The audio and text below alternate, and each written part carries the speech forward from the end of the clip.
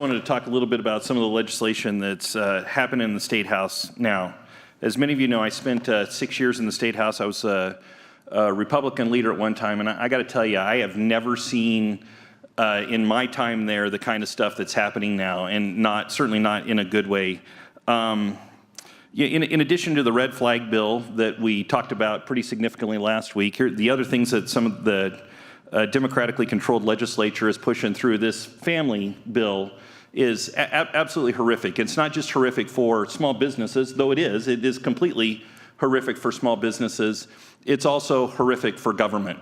So at the state level, the general fund in the state is about $13 billion, maybe $14 billion now. This is going to add another $1 billion of spending to the general fund. And it's going to add $1 billion of spending specifically to the general fund just based on the obligation that the state's going to have to come up with to fund their employer portion of this family bill. $1 billion in new spending at the state. They didn't bother at all calculating the cost to local governments, but it's going to cost us dollars as well.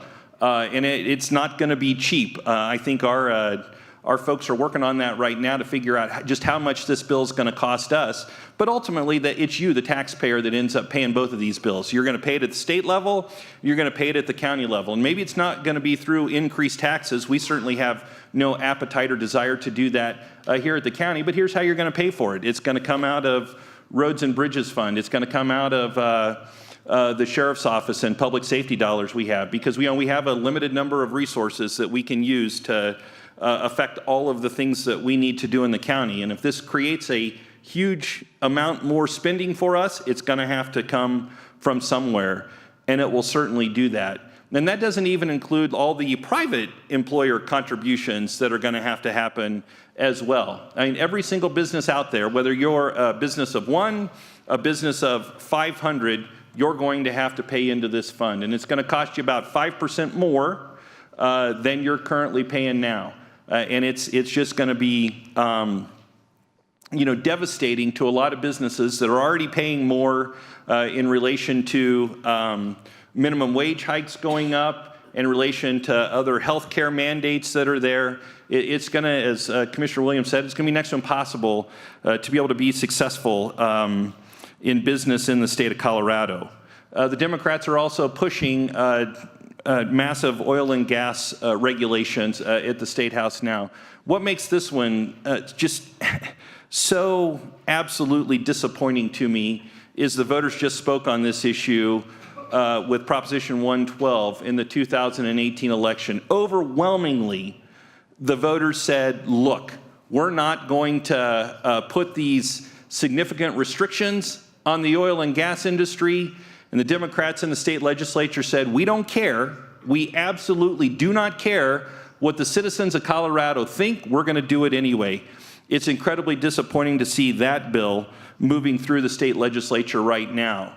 What's just been signed into law by the governor last week is a national popular vote bill that now says, Colorado, your electoral votes are going to get put into a pool. And once that pool gets to 271 electoral votes, when we vote for president, your electoral votes aren't going to count for the candidate that you voted for. They're going to count in the pool. Here's what that means. You have Los Angeles County, California, is larger than Colorado. So a candidate is just going to go to Los Angeles County to campaign for president of the United States. What they decide then is going to ultimately impact where our electoral votes go. It's not how the framers designed this.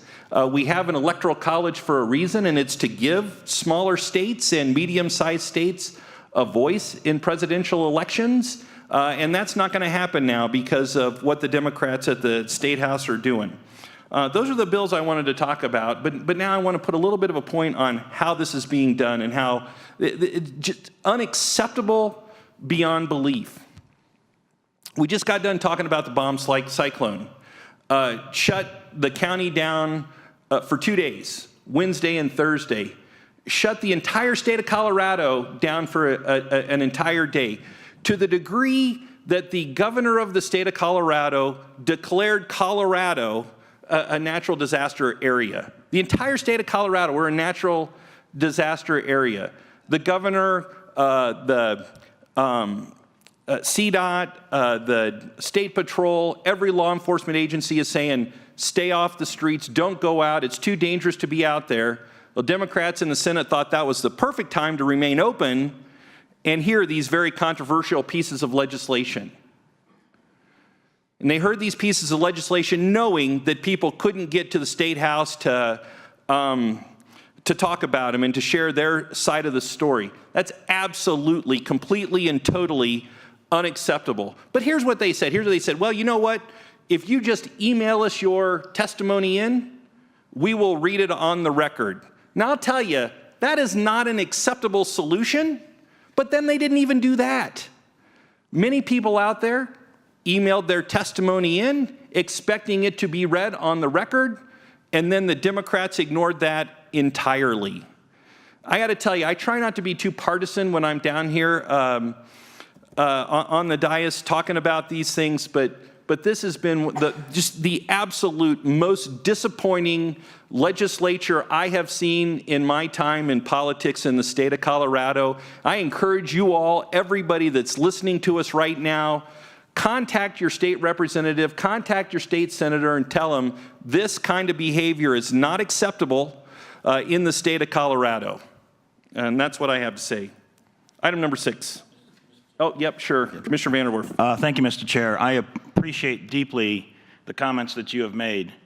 And there are a couple of things I'd like to add to that. We did do a quick analysis at PPACG regarding the Family Leave Act that is proposed and try to determine what impact that bill will have on the 38 employees, only 38 employees for PPACG.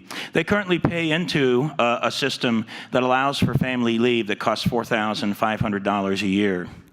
Under the proposed legislation as it stands, that will increase to $16,000 a year, almost a 4 times increase, with the potential for the actual tax rate to go up more and possibly bring that up to $30,000 or more a year, just for the 38 employees. I'll make a point that that's a tax and should go, at a minimum, should go before a ballot of the voters of the state of Colorado, at a minimum. But I don't even know why we're doing it. When private companies can make their own choices, that's freedom. This is a bill that takes freedom from citizens. We've talked extensively about the red flag bill, and I think that that's a mistake. The issue is not guns, the issue is mental health across the state, and that's really where we should focus our issues. And the last one that I want to talk about that just really makes me mad, the National Popular Vote Bill. I feel like my vote has been stolen from me, and I feel like your vote has been stolen from you. Completely, totally not acceptable. I do believe that's going to be challenged in court. Who knows where that will go, but I think ultimately it will be overturned because no public agency, no state has a right to take our votes from us. Thank you.